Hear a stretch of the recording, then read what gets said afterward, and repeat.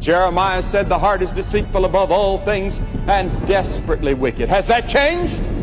Look at the world today. Read the headlines about the murders and the robberies and the murder and the muggings and the rapes throughout the world, not just in Canada or the United States. It's worldwide. A worldwide convulsion of violence and terrorism. That's what Jeremiah said. The heart is deceitful above all things and desperately wicked. Your heart, my heart. You don't know what you would do under certain circumstances. We're all sinners. Sinners by birth, sinners by choice, sinners by practice. We need sin forgiven. You cannot be reconciled to God. You cannot go to heaven unless those sins are forgiven.